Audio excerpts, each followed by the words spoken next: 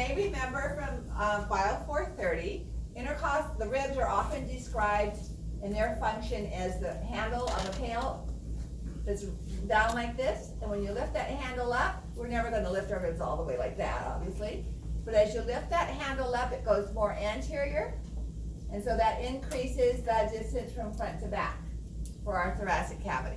All right. So the origin is going to be the superior rib.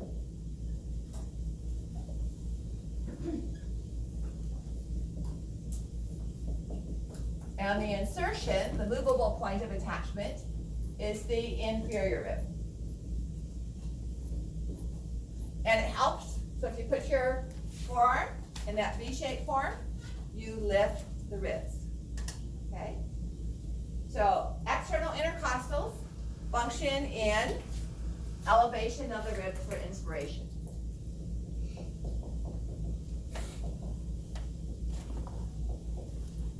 MM is my abbreviation for muscles, plural. Okay? So this increases the anterior posterior diameter.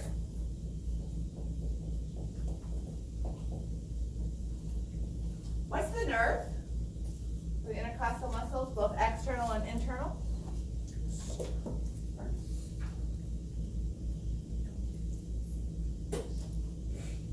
Close your eyes.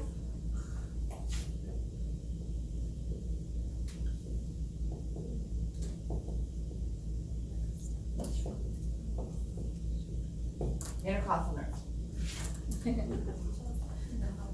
Whether it's internal or external, they run in between each set of ribs. These are the only nerves that don't form a plexus. All right, so essentially we're talking about the ventral ramus for each of the spinal nerves, T3 through T12. All right, the only other nerve that is a functionally respiratory nerve, the only other muscle, is the diaphragm.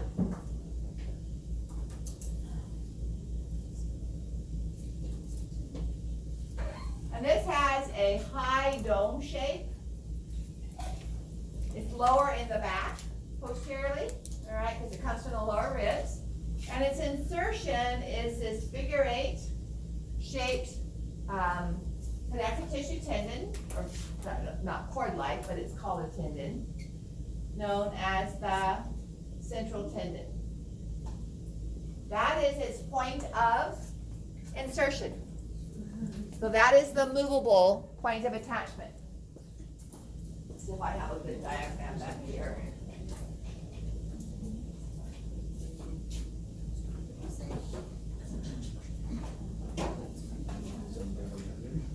They're usually in a box in the other room. I don't see one. But it's like an upside down bowl, all right? Insertion is the central tendon. So does it go down or go up when the diaphragm contracts? It goes down. So let's say that these are the muscle fibers coming off of the ribs, inserting into the central tendon. So when the diaphragm muscles shorten, they pull the central tendon down like this, and that increases the top to bottom, superior to inferior distance. All right? And then when we relax the diaphragm, it moves back up again. So when we use our abdominal muscles for forced expiration and we contract our abdomen, increasing the pressure in the abdomen, that's going to push the diaphragm up, okay, and help us to push air out. So diaphragm, origin, are the ribs, the lower ribs, and insertion,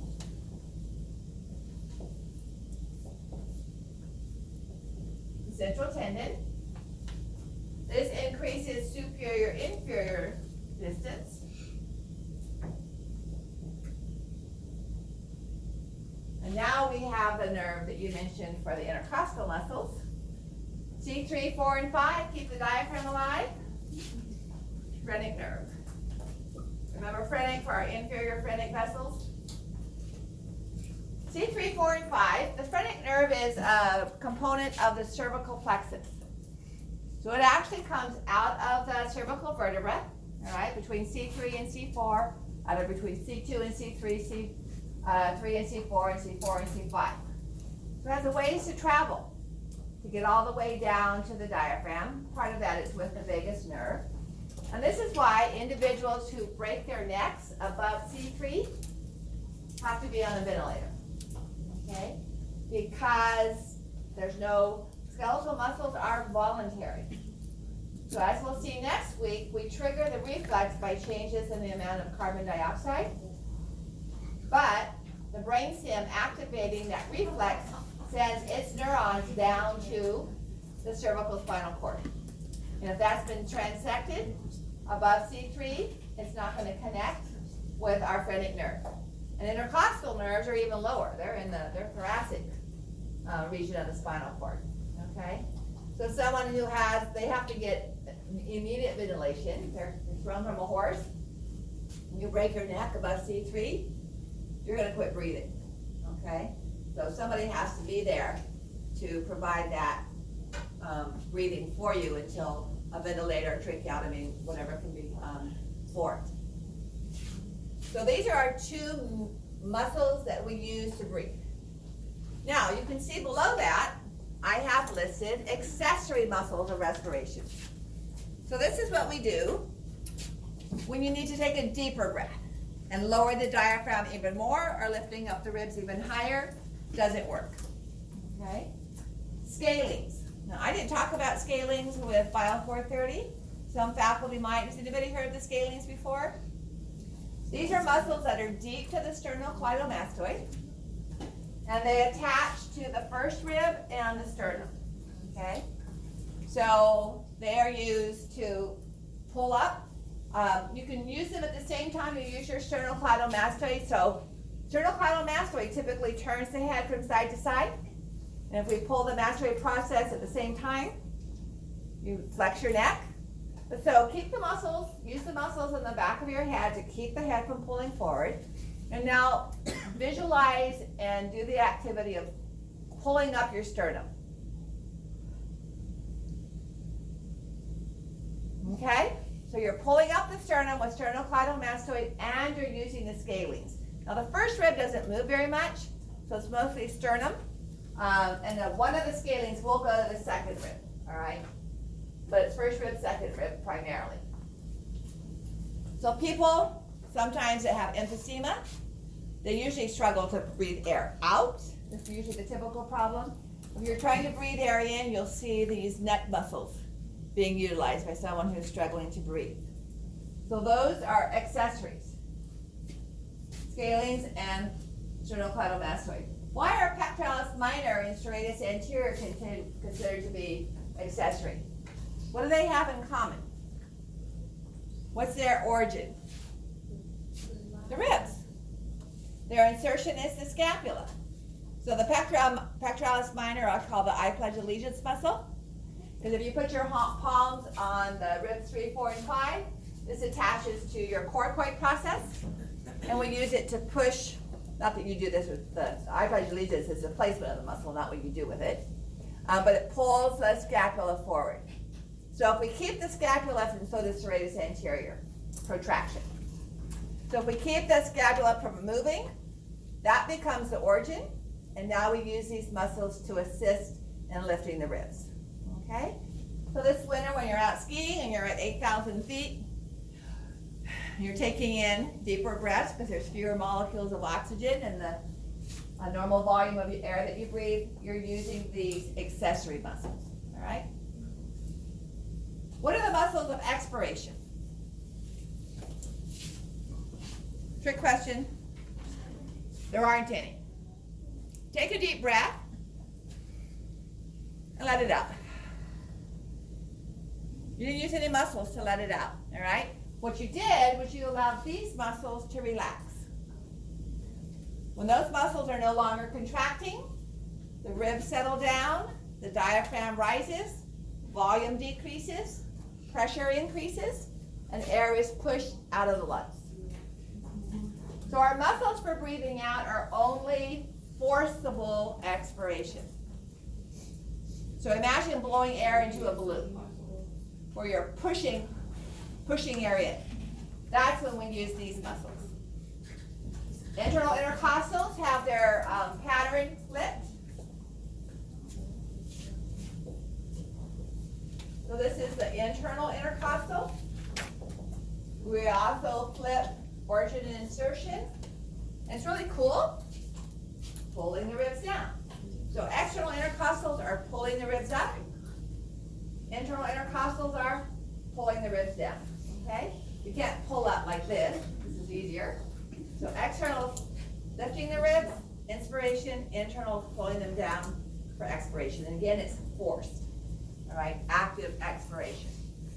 And then the abdominal muscles, again, as I mentioned a few minutes ago, compress the abdominal cavity, which increases pressure below the diaphragm and helps to push the diaphragm up. Okay?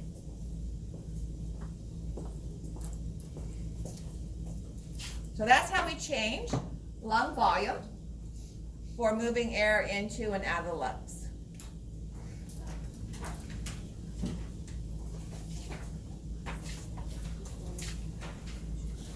So this is showing what happens to pressure as we change volume, all right, just to visualize it. When we talk about gas transport, we're also going to talk about how pressure increases the amount of gas dissolved in our plasma. So we'll come back to that view. All right, so that's Boyle's law. I think do I have an animation on that? No, I thought I did.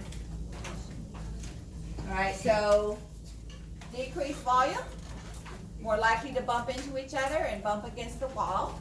So increased pressure. Increased volume, less likely to hit each other and bump against the wall, so decreased pressure, right?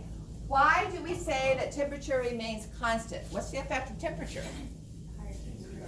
It's going to add energy to the system, and the higher the temperature, the more energy, the more they bump around, and pressure goes up, okay? So we want to take that out of the equation if we're just going to consider volume. So, same thing here. All right, so question 5.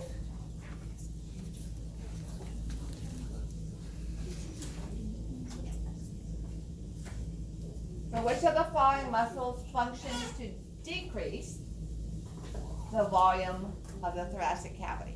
One answer.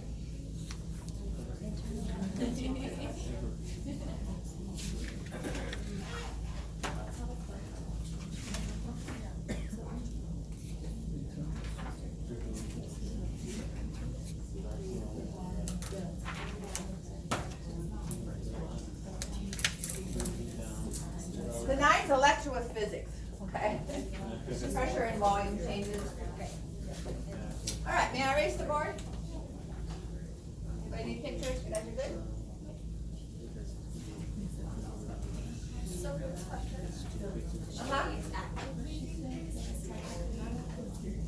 Yes, because by function I mean contraction.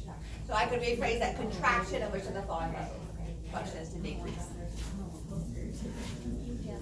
Because decreasing the volume is not their purpose. Yes. Okay.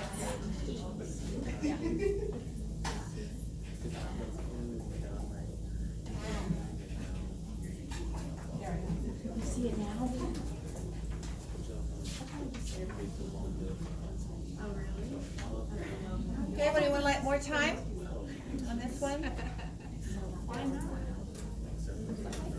So now let's look at, we've been talking about pressure within the lung, which is our alveolar pressure. So now let's look at pressure a couple other places. We also have pressure between the visceral pleura and the parietal pleura. So I'm just going to draw one of these segments again, one of the lungs. I'm not sure if that looks like a lung or not, but anyway.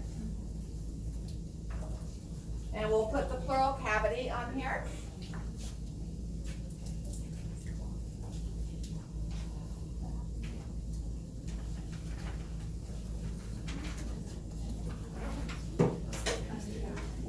So remember, the pleural cavity, ideally, in a healthy individual, is a closed space, all right?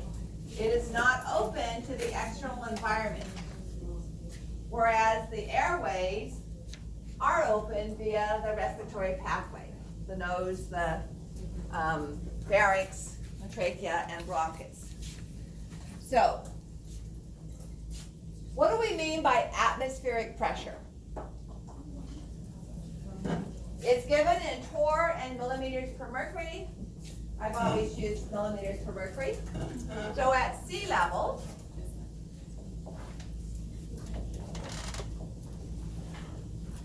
atmospheric pressure is described as 760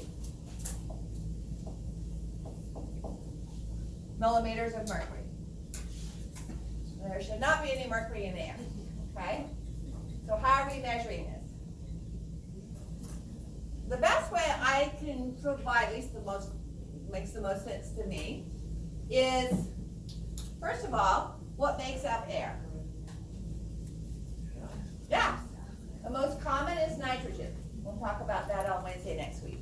About 80% of air is nitrogen, all right? About 20%, 20.9% is oxygen. And the rest is carbon dioxide and hydrogen and so on. Do these molecules of gas have weight or mass? Yes, because they're made up of protons and electrons, and all you have to do to prove that to somebody that doesn't believe you is to have them take their hand and push it like this, and you feel a resistance. You're feeling air molecules, okay, that are resisting your moving through. Wind. You're feeling the air molecules, the gas molecules of nitrogen and oxygen primarily, pushing against your skin, okay? So they have mass. What does gravity do to mass? It pulls it towards the center of the earth, right? So, the closer you get to the center of the earth, the greater the density the gas molecules will be, because they're closer to the center of gravity. In contrast, the farther you move away from the center of the earth, 10,000 feet, 15,000 feet, 26,000 feet, okay, 29,000 feet I think is Mount Everest. So the farther you move away, the fewer the gas molecules are, because the farther away they are from the force of gravity. So we have a higher concentration or density of gas air molecules close to the ground. You go below sea level, it gets even more dense, so Death Valley is going to have a slightly higher atmospheric pressure than at 8,000 or 20,000 feet, okay? So, to illustrate that, based on the mass, if we have a shallow tray, and I helped my daughter with this when she was in high school. They had to read a book over the summer and then they had something to do with physiology, and then provide an audio visual for it. I helped my kids way too much with their science stuff. It was just too much fun. So she read Into Thin Air about the series of accidents and deaths that occurred climbing Mount Everest, I think in the 90s or early 2000s.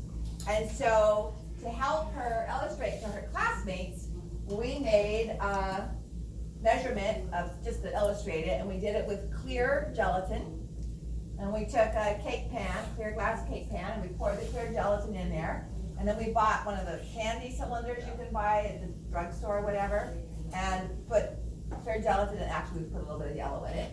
And so let's say we have mercury in our pan here, liquid mercury, and we put a vacuum tube, all right, upside down so that it's within the mercury.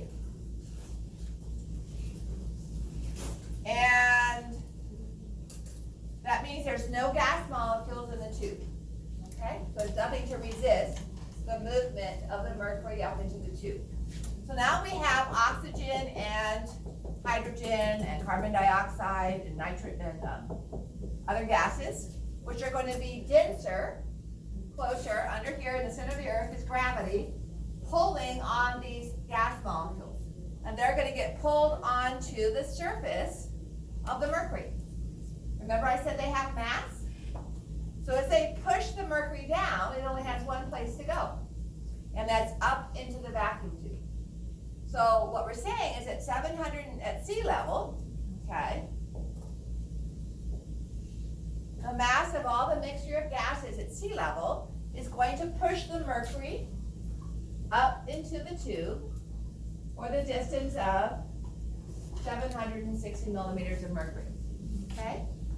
If we take it to Death Valley, which is below sea level, that means the gas particles are going to be in higher concentration, therefore they're going to push down on that mercury more, and our atmospheric pressure is going to rise. If we go up to 11,500 feet, there's fewer gas particles. They don't weigh any less, okay? There's just fewer of them. Therefore, the mass pushing down on the mercury is less, and our atmospheric pressure is less, okay? So that gives you kind of a visual of how to think about how we measure atmospheric pressure. So 760 millimeters of mercury we're about 50 feet above sea level here in Sacramento, depending on how hilly it is in various areas. So that's the pressure that is around us of the mixture of gases. Open your mouth, don't contract any muscle, okay, just open your mouth. Did the air go in or out? No. So what are we saying? If it's 760 millimeters of mercury out here, of gas pressure, what are we saying about everything else? What's the air pressure going to be in our alveoli when you opened your mouth? 760, okay? So to get air to move in or out, we're not going to be easily changed. You can't, go up to 1,000 feet and go down to below sea level every time you want to breathe and move air in and out of your lungs. That's what we do with our muscles. So if we want to move air into our lungs, we have to decrease what we call the intraalveolar, it's called intrapulmonary here. I call it intraalveolar pressure, all right? So if air is going to move into the lungs, we lower the diaphragm, we lift the ribs, we increase the volume, and atmospheric pressure, the intraalveolar pressure drops to about 755, 760 millimeters of mercury. It's not much of a change, but that's enough. 760 is greater than that number. So down the pressure gradient flows the air, okay, which is mostly nitrogen, but we're interested in the oxygen components. So how do we change it? We let the diaphragm rise up and the ribs come down. We make this greater than 760, depending on how tightly you squeeze your chest. So now it's higher, and air is going to be pushed out, okay? So that's atmospheric pressure. This is intraalveolar pressure.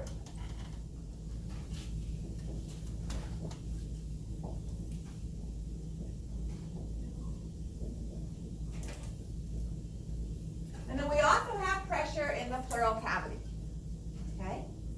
Which is always less than intraalveolar, okay? So this is intrapleural. It will rise and fall as we breathe in and out, but is always less than intraalveolar. What about intraalveolar? Is it always less than atmospheric? No. Otherwise, we couldn't move air in and out. So it has to be greater for air to move in. Greater for air to move out, less for air to move in. Does that make sense? Okay.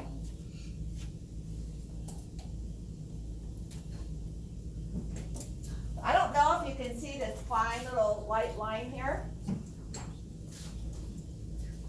But if we draw may I erase my gadget over here with mercury?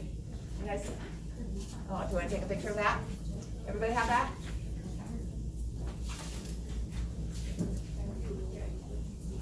So unless we change our location, atmospheric pressure is going to stay the same.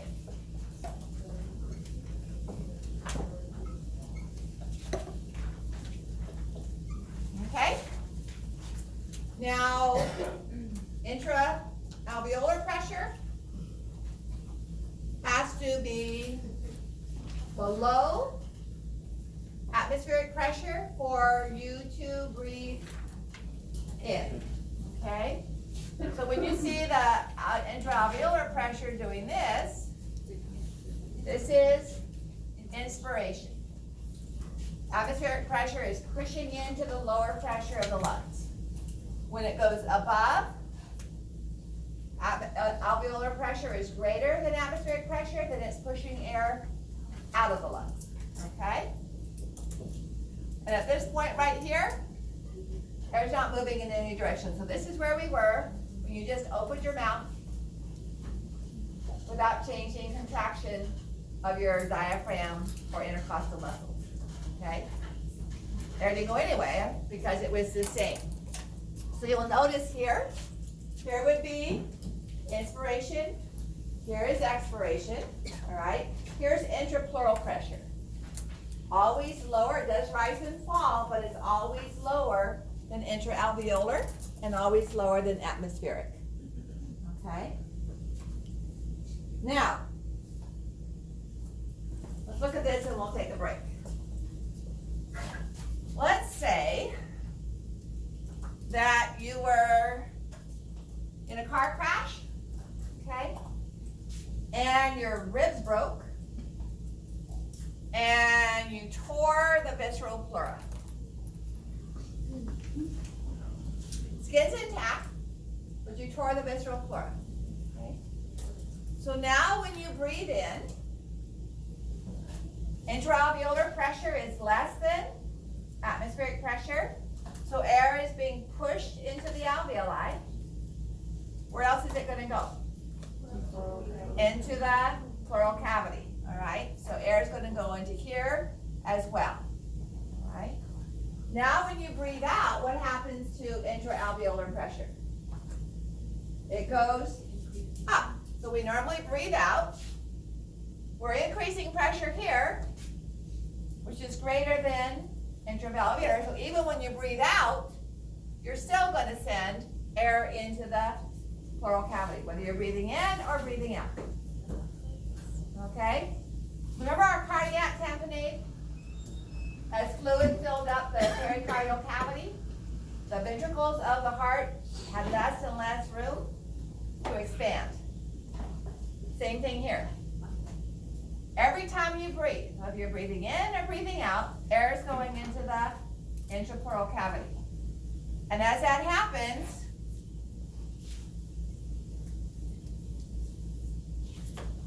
we have less and less room for the lung to expand, okay? Collapsed lung. Now, can you live with just one lung functioning? Yes. My father-in-law was drafted into World War II, ended up from Texas in San Diego, the age of 18, started driving surplus trucks, not surplus, but delivery trucks. He'd only been there a few months when he came down with pneumonia.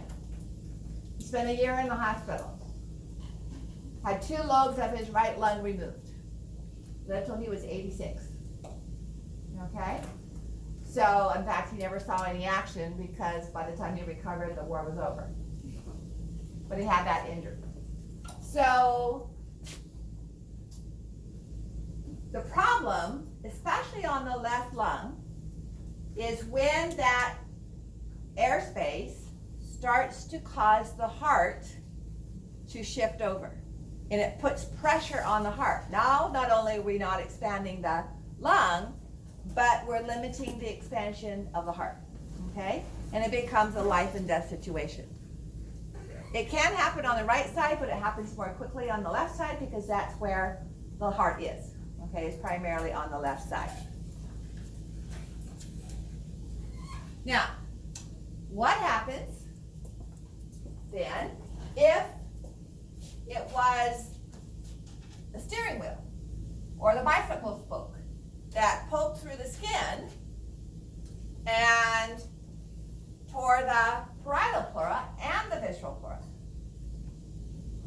Okay, so now when you breathe air in, atmosphere, the alveolar pressure is lower, so Breathing in is gonna draw air in through the trachea.